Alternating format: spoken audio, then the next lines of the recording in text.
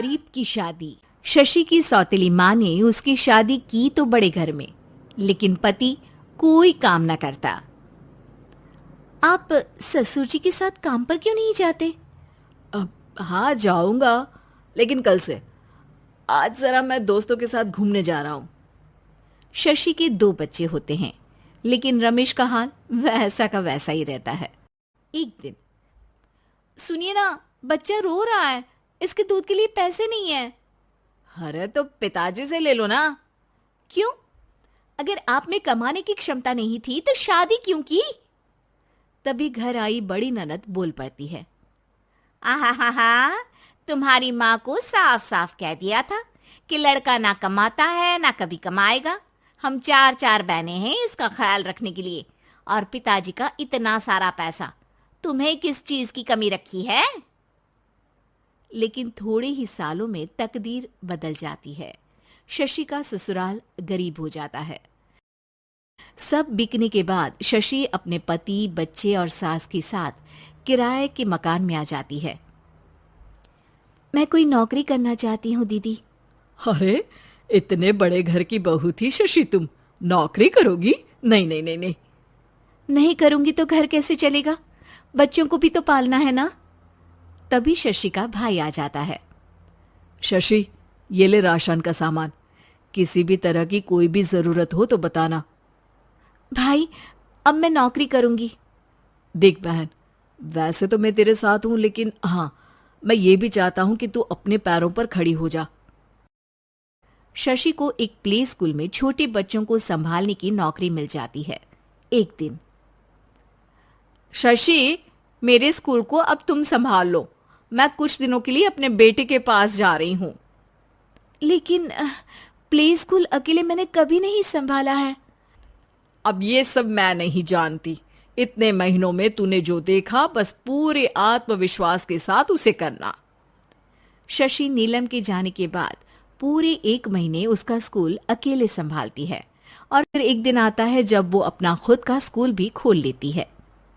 वाह शशि, तुमने आज मेरा सर गर्व से ऊंचा कर दिया। तुम्हारा यही आत्मविश्वास तुम्हें बहुत आगे ले जाएगा। नीलम, बहुत आगे जाने की चाह नहीं है, बस ये छोटा सा स्कूल मेरे बच्चों की अच्छी शिक्षा में मेरी मदद करे, यही मैं चाहती हूँ।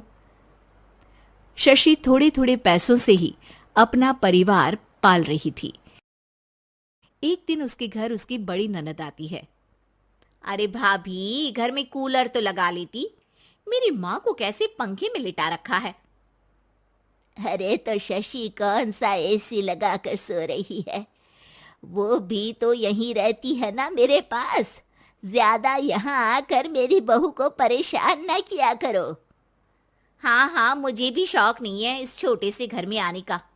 मैं तो बस ये बोलने आई थी कि मेरे बेटे की शादी है तो ननिहाल का जो नेग होता है वो ले आना। हाँ हाँ, जितना बनेगा कर देंगे, और ना हुआ ना तो वो भी नहीं करेंगे। तभी शशि बोल पड़ती है।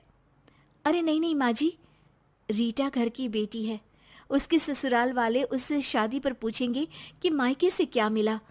रीटा, तुम मुझे सामान की लिस्ट भेज देना, मैं पूरी कोशिश करूंगी कि तुम्हारी हर डिमांड को पूरा करे। अच्छा, मैं खाना लगाती हूँ। शशि ये बोलकर किचन में चली जाती है।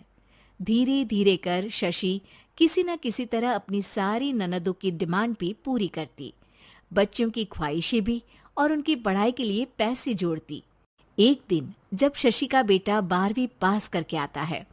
माँ, अब तुझे काम करने की जरूरत नहीं है, मैं अब कोई ना कोई नौकरी करके पढ़ाई भी साथ कर लिया करूंगा।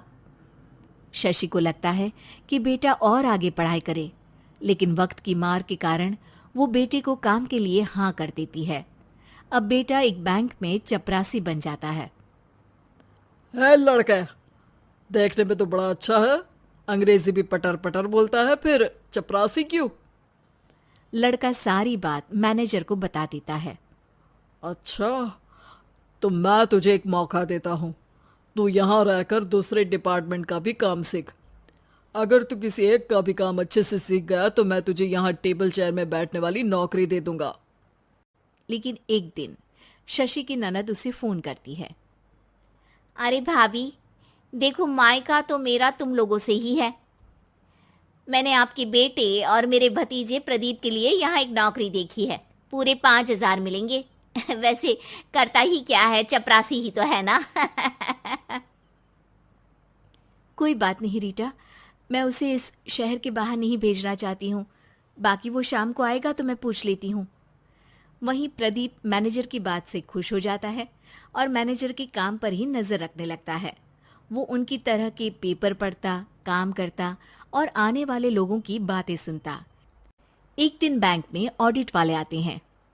ये गलत है, पूरी बैलेंस शीट नहीं मिल रही है, कहीं ना कहीं गड़बड़ है।